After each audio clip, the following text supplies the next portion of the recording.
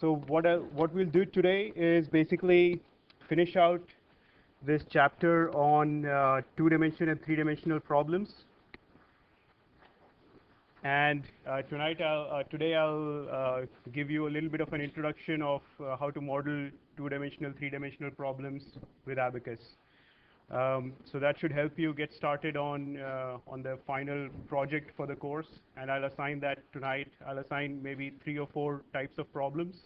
You can choose one of those, or you can actually propose whatever you want to do for your project. So if you are involved in some type of any research project, you can propose something along those lines. So obviously it should not be too long or too ambitious. You need to be able to finish it over the next month or 4 or 5 weeks. All right, so let's see what we were doing last time briefly. We started to talk about these variational principles in 2 dimensions and 3 dimensions. So we pretty much derived all our finite element formulations from this weak form, starting from a governing differential equation. You use the principle of virtual work to get this. On the other hand, you could also start from an energy principle. So this is theoretically this is independent of this governing equation. So you could start from here, minimize it, something like a principle of minimum potential energy that will give you back the weak form. And this weak form, if you reverse integrate by parts, you will get the governing differential equation. So this is the same sort of concept is true for 2 dimensions and 3 dimensions. Just that the terms that we have in our weak form and in our energy functional, they mean a little different. So I think one thing that I probably need to point out here is that this is very similar to your strain energy. So if you give a body some real displacement, so make a note of this also, that the potential energy P or pi, this is dependent only on the real displacement. On the other hand, the virtual work, it has the real displacement and the virtual displacement. So since the energy functional is only dependent upon the real displacement, so we are saying that if we displace our body by u, the strain energy stored in that body is going to be given by this. You go to each and every point, calculate the strain energy at that point, and integrate it over the domain. And these two terms are the potential created due to external forces and boundary tractions. So once you have, and the clarification I guess here is, what is this double dot? What does it mean that I'm showing here a strain tensor double dotted with a stress tensor?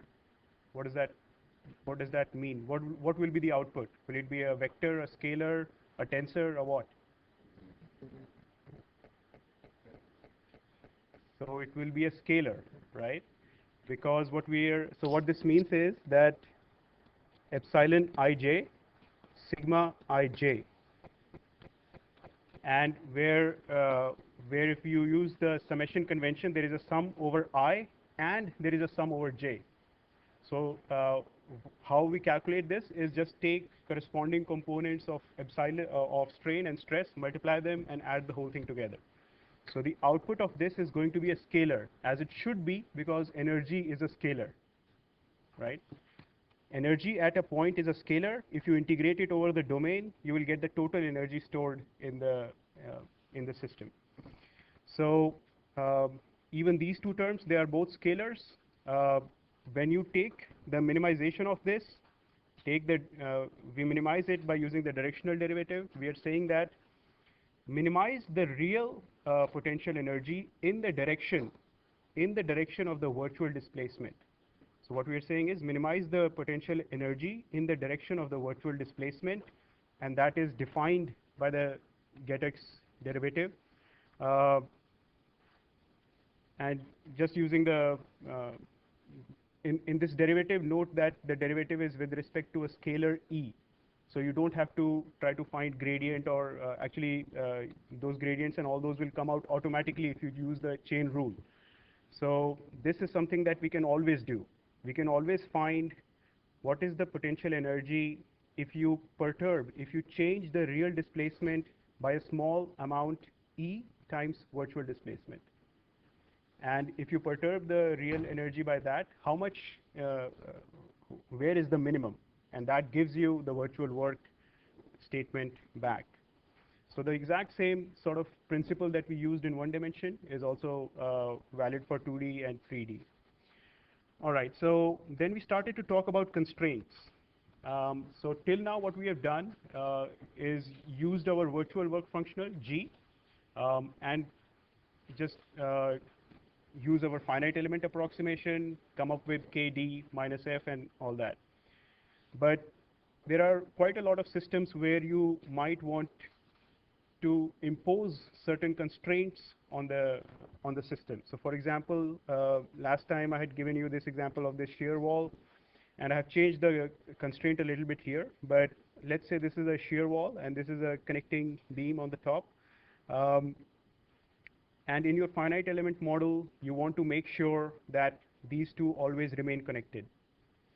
So one way of saying that constraint is that the displacement from subdomain A, which is this, minus minus displacement for subdomain B, which is this, is 0, which is basically saying UA is equal to UB on this edge only.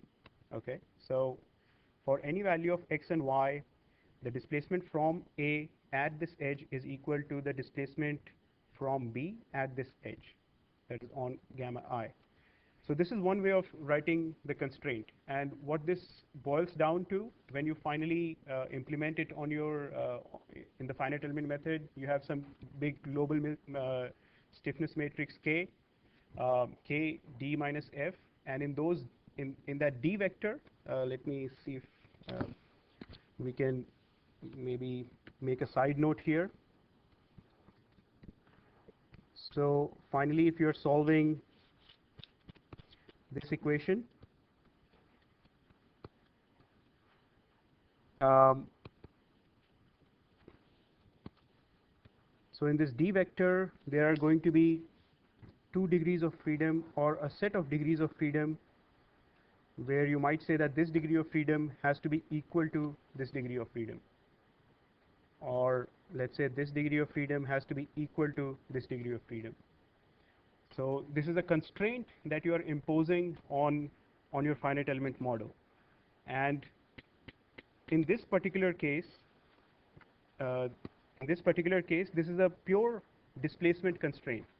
So what you could actually do is, when you come up with the finite element model, you can say that the corresponding nodes from here, from subdomain A, are have the same degree of freedom as the corresponding node from subdomain B. So you could assemble them if the meshes are matching, meaning that if you develop a finite element model for this part, if you develop another finite element of the model for this part, and the mesh is matching on the interface, then you can say that we'll just assemble the matrices together, and that way we will impose the constraint.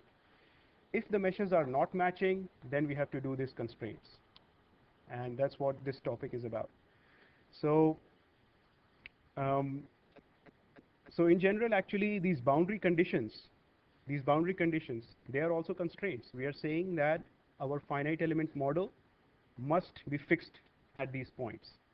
So instead of saying that UA is equal to UB, we are saying UA is equal to 0 on gamma D. Those are also constraints, but we treat them by doing by partitioning our system and doing the boundary condition for free and prescribed degrees of freedom. So as long as these are linear displacement based constraints, we can do those kinds of things. But when the constraint becomes more complicated, then we have to resort to these constraint methods. So one of the possible complications is this incompressible materials. And when Poisson's ratio approaches 0.5. One way to write that is this determinant of f. What is f?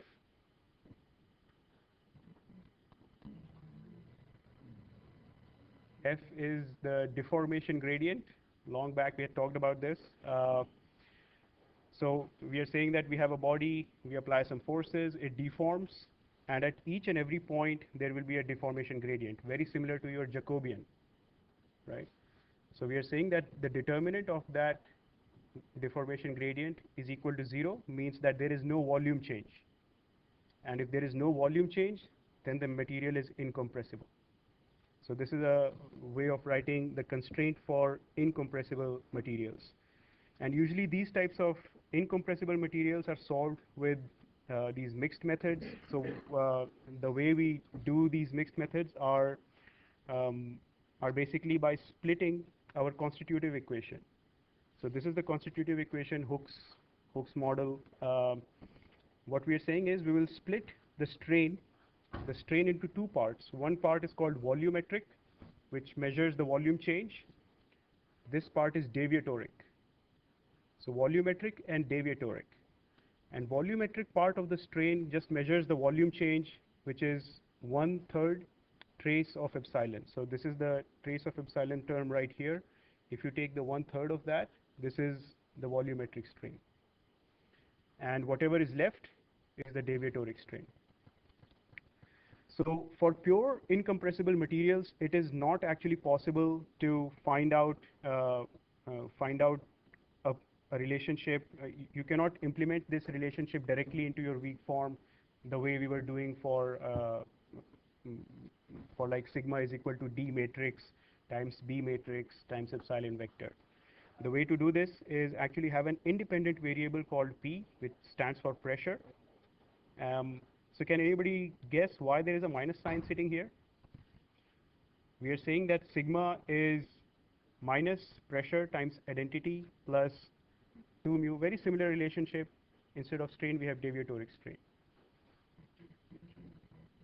Yeah, so pressure is compressive. And we, in mechanics, we always use tension positive convention. So minus of pressure would be positive. So what we get from here is the similar relationship that we had before. But here P and U both, they are both independent variables. So that's why this is called a mixed UP formulation. And since there are two independent variables in this, we write a modified variational form, which is pretty much this. The first part here is what we had before. This is internal strain energy. Since P is a independent variable, therefore we have to include the strain energy due to volume change or due to pressure. And this is the potential due to, this is the virtual work, external virtual work done. And we just add one extra term. This is the variation in pressure, virtual pressure. And this is virtual strain, this is virtual strain, virtual displacement. So in this case, you will have two independent variables, and when you do when you use your finite element approximation in these types of problems, you will get K, D, and there will be, so basically it will lead to this type of a system. You have K, let's say U global, K U T global, K P U global, and K U U global. There is U, or let's say D, and pressure. So at each node in your finite element mesh, you will have 3 displacement degrees of freedom and 1 pressure degree of freedom. So there will be total of 4 degrees of freedom at each finite element node. Yeah.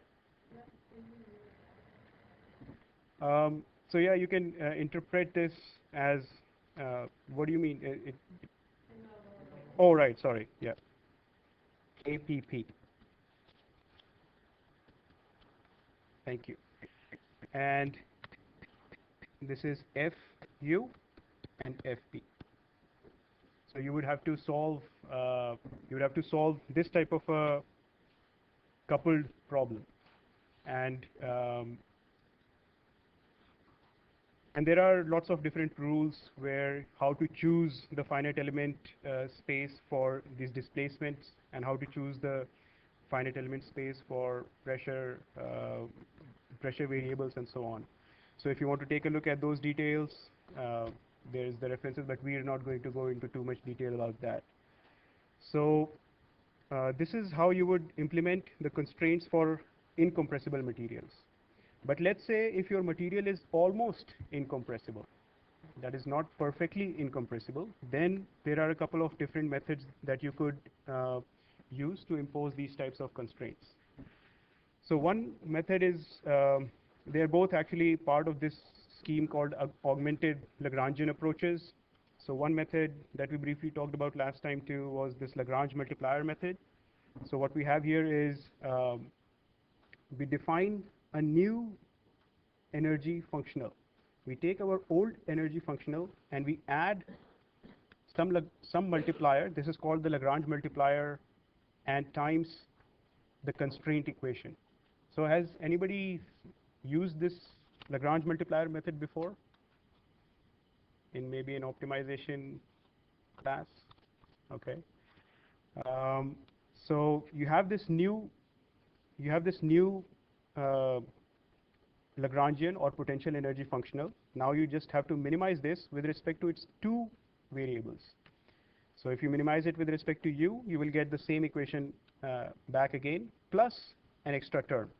So this term is what is enforcing the constraint. If this term was not there, you would get this. This is the same kd minus f. So your solution would not change. It is this term that adds some forcing terms to your kd minus f, and that imposes the constraint c. That it imposes that displacement from this node has to be equal to displacement from that node, or those types of constraints. And if you take the second variable, minimize with respect to lambda, you get the constraint back. So solving these two conditions, solving these two equations simultaneously, you would get this type of a matrix system, which actually has a 0 on the diagonal. So you have to use some special procedures to solve this, to solve these types of problems. So this is just a conceptual outline of what this Lagrange multiplier method does. How does it enforce the constraint on a regular finite element mesh? Another way to do that is called a penalty method. So what we do again in this case is take our old potential energy functional and add this thing. So this is a constraint times square, and a multiplier sitting ahead of it, alpha. This is called the penalty parameter, and this is usually taken to be very large. And the reason for that is that when you minimize this, if alpha is very large, then this term would have to be very small. Does that make sense? If alpha is very large and you are trying to minimize this this quantity, then this term would have to be very small when you minimize it. So since c square, when you minimize it, has to be very small, therefore c would be almost close to 0, but it need not be exactly equal to 0.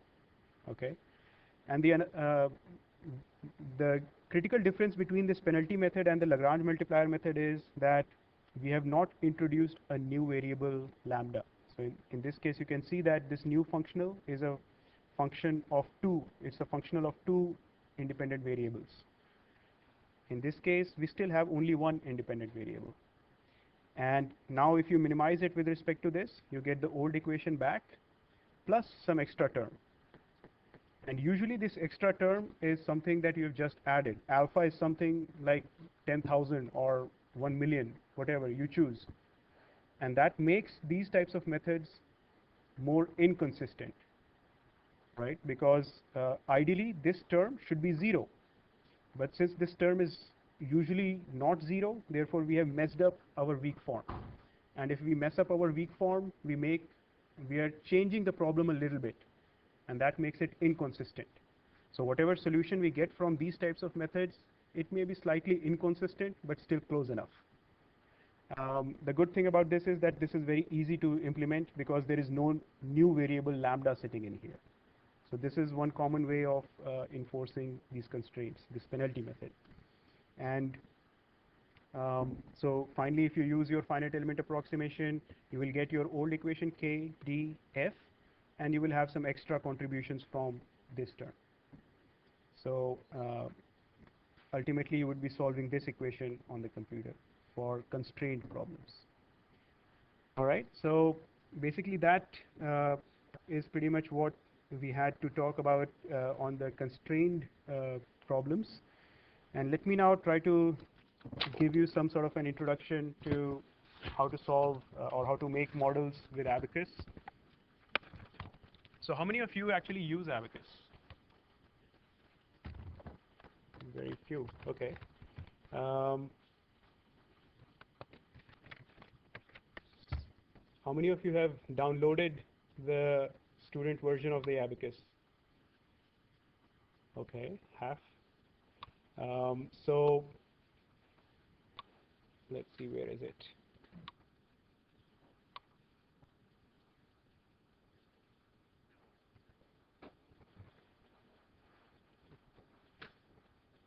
Takes a little while to come up. Another restriction with this student version, as you probably know, is that it handles only 1,000 nodes, which means that the problem sizes are fairly small. For your project, you will probably be needing to use bigger meshes. So there is a civil engineering computational cluster called Interstate. Has anybody used that? No? So you would have to find either you would have to go to the lab, to the ECN lab to do those things, or you would have to find some way to remotely connect to that interstate server. Okay. All right. So when we start this Abacus, what you can actually do is you can create your mesh, create your everything you can do pretty much on your student version.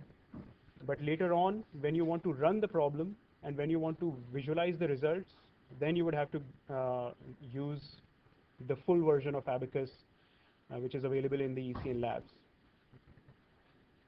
All right, so let's start this tutorial. So since I guess there was one homework where you did the trust problem, hopefully you're all familiar with parts of Abacus already. So this is the manual that most likely you'll be using most often if you are a new user of Abacus. And so this is what the help menu for the Abacus looks like. And if you drop down this, go to the first link here. These are all the sets of manuals for Abacus. And again, I'm not trying to teach you Abacus. I don't use Abacus that much myself. So this is a software that you would have to pick up as you try to solve the problem for your project. All right, so these are all these different types of manuals. There's a lot of literature about this. You don't even need to know all of Abacus to use it. So my attitude towards learning these types of softwares is on an as-needed basis. So constantly you will need to refer to these manuals as you build your models. So the first manual that you should look at is this, and you can keep on taking notes along with. So this is Getting Started Abacus with Interactive Edition. That's the one that you will most likely use frequently. And then there is this manual which is called Abacus CAE Users Manual. So this manual is primarily for how to use Abacus CAE. And what CAE stands for is Complete Analysis Environment. So let's see what the couple of different parts of this manual are. what, how does Abacus function?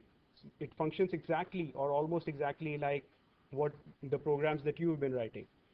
You first create some sort of an input file. In your case, I gave you the input file, right? So I gave you the finite element model. You had to write the analysis program, and then you had to do the post-processing. So all the modeling part of the problem was given to you up until now. But now uh, you will use this Abacus CAE to generate an input file essentially. Once you have that input file goes straight to analysis. So Abacus Analysis, all these procedures are very similar to what you have coded up. How they function, how they do the calculations, all they are doing is KD minus F, right? How they create K, how they create F is a little different. Once you do all that, what it returns to Abacus, what this analysis returns to Abacus is your D vector. And at that point, how you choose to interpret, how do you choose to visualize that D vector is entirely up to you. So this Abacus CAE does the job of both. It does the job of creating the input file, and it does the job of visualizing the results. There are all these different types of analysis methods in Abacus. This Abacus standard is the oldest one. Um, and more recently, they've started this Abacus Explicit, which is used for dynamic analyses. So Explicit is usually used for dynamic analyses. Sometimes people use it for quasi-static, meaning if you apply a load, after some time the vibrations will damp out and you will get some steady state response. So Abacus Explicit and Abacus Standard are the ones that structural engineers most often use. Aqua, there is maybe some fluid structure interaction, and I'm not sure about these two. Their design actually is an optimization routine where you can construct a model and optimize it, how big or how deep the beam needs to be. Those types of optimization problems are done in this Abacus design. So this is sort of the overall picture. Now, if you were to go outside Abacus, you could create some CAD model and give it as input to Abacus CAE. Or you could take whatever output this analysis generates and use some other post-processing, meaning plotting software. So this is basically the overall picture of where your code fits, how does Abacus function, okay? All right, so getting started with Abacus, you can take a look at all these things, but the idea is again the same. You give the input file, simulate, and you will get all these output files. ODB is the main output file that that Abacus produces. And anytime you create a input model with CAE, it creates this INP file, which is very similar to what the type of text file that I used to give you, that you read, analyze, and then plot the results. So you generate this input file, solve the problem, and plotting and all that is done by this ODB file. There are some other files which you can export to text and to use other post-processing softwares, but mostly you'll be using this ODB. All right, so let's take a look at this components of this analysis model.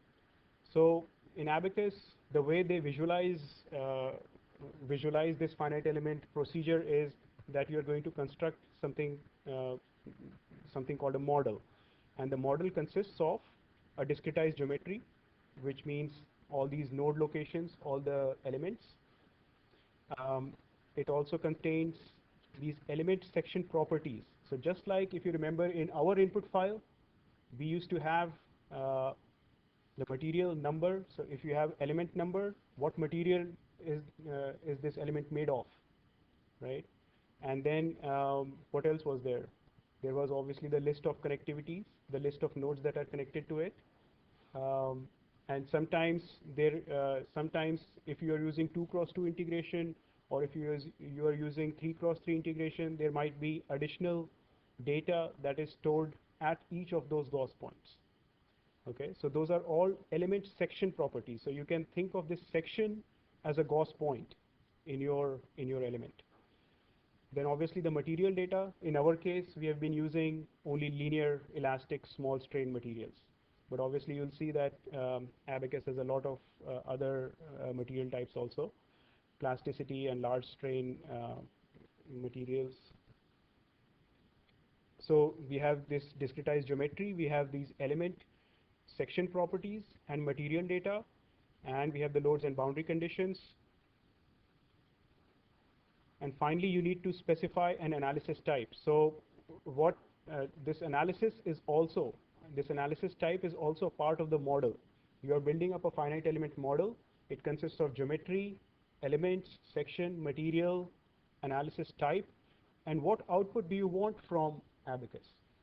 All those are the main components of a Abacus model. So this hopefully you should all be familiar with. In Windows, we just open up Abacus from the start menu. But if you are using how many of you actually use a Linux or Unix type system? Okay.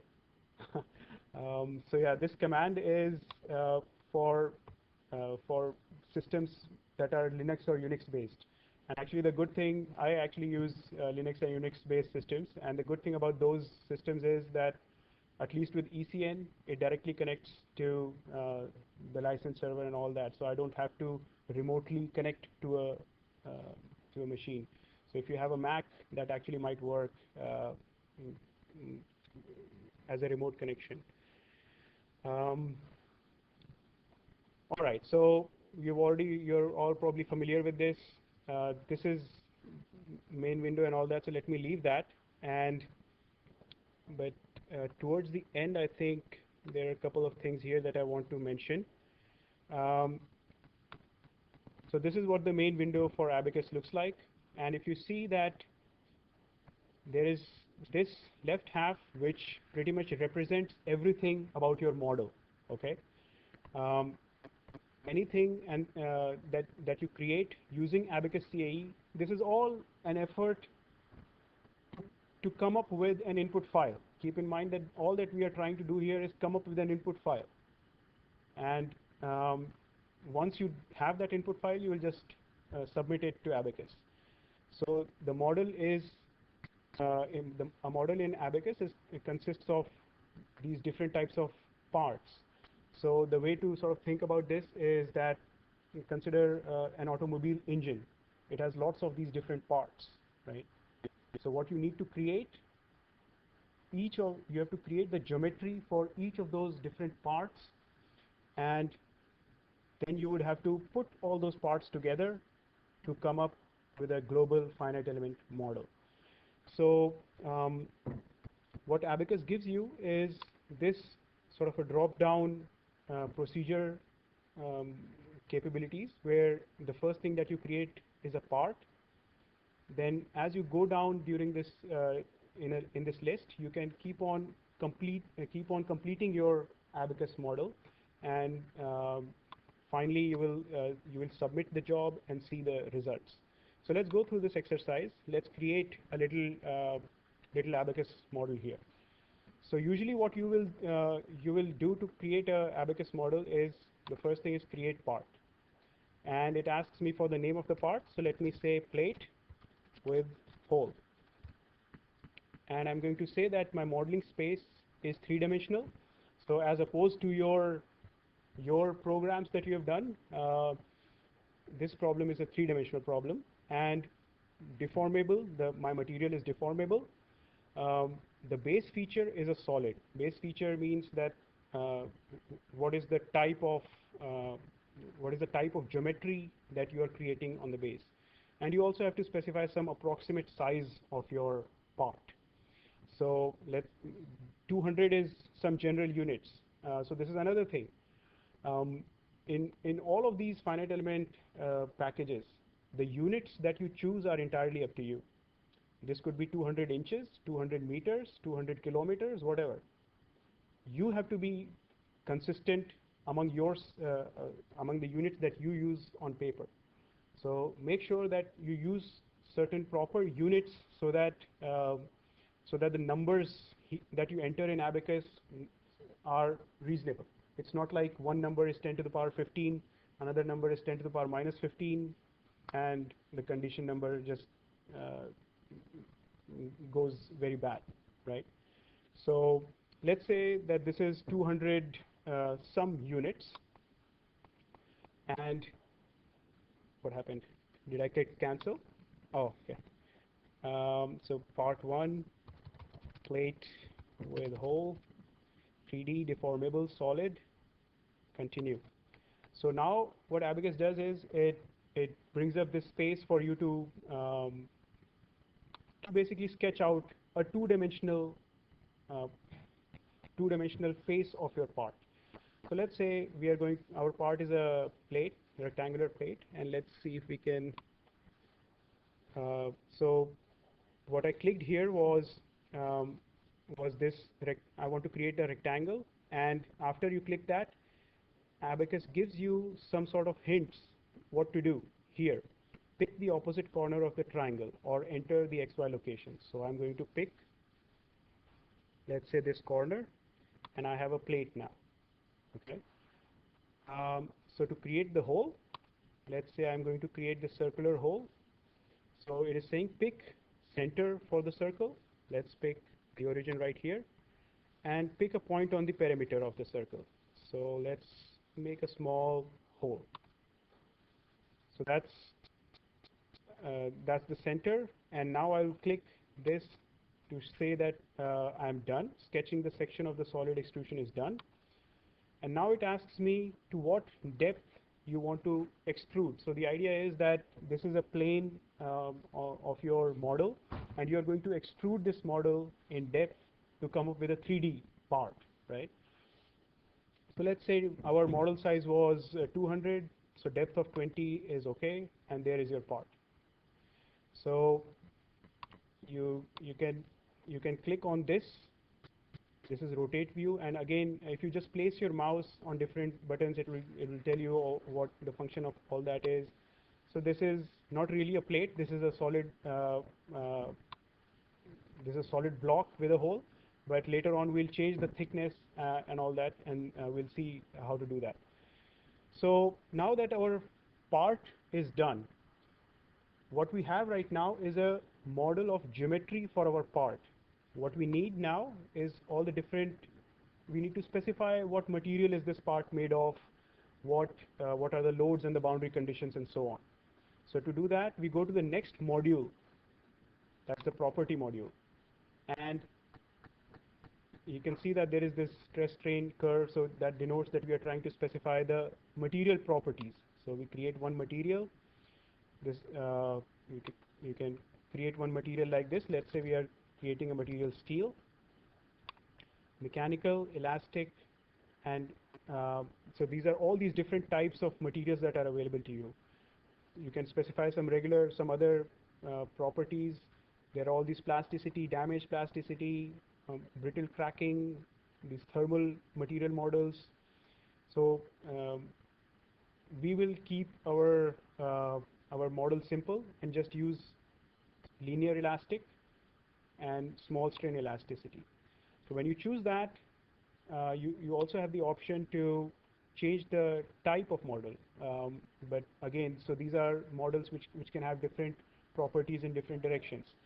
But we will choose isotropic, the same properties in every direction, and we need to specify the Young's modulus. So let's say 210 gigapascals, which is 210 E9, and Poisson's ratio is 0.3. Done. So now we have a material steel. So right now, what we have in our model is one part, the geometry of a part, and a material. We have not put them together yet. We have just created a material. So now what we need to do is we need to assign this material to our part. And let's dismiss this. And to do that, you go to the next button right here, create section. So again, keep in mind that the word section is just like a Gauss point in our calculations. So what we are saying is that we will create a Gauss point or slash section at each and every location in this model. So what we'll do is create a new section or a Gauss point and say that steel section, its category is solid. It is a homogeneous section, so the properties are not varying. And continue. We are going to assign this section the material steel. Since we have created only one material, there is only one material. And since this is a three-dimensional problem, we are not doing this plane stress or strain. So okay. And now we have this. We have created a section. We have created a Gauss point, and now we will assign this section. So we had done this to create the material. We had done this to create a section. Now we will assign the section to our model. And to do that, all we need to do is click on this, and Abacus tells you select the regions to be assigned a section. You place your mouse over this model, click on it, your region is selected, done, and assign the whole model a steel section. So what we are saying is, over the entire geometry, the properties of this entire model are made of steel. Okay, so that's now you have a part that is made of steel. It is still an abstract part. We don't have a complete model yet. Okay, so what we need to do now is to go to the next module, assembly. So just like I told you, a finite element model is made up of many different parts. Now you need to put together all these parts and create a complete model. Okay, so take a look at this. You can replicate this part. So just like an automobile engine, it has maybe 6 cylinders, 8 cylinders. If you make a part for 1 cylinder, you can replicate that part 8 times and come up with the entire model, right? So what we are doing now is we are instancing a part, meaning we have created a part. We are now going to create one instance of that part. So okay, since we have only one part, we will instance this part in once, and we are saying that, so Abacus is asking us, do you want the mesh to be dependent on this instance? Meaning that if you create a mesh here, that mesh is not going to affect the part that we had created earlier. So okay, let's keep it that way. And okay, and now we have one instance of one part. You could also say that maybe I want a linear pattern, and if I say select this, done, and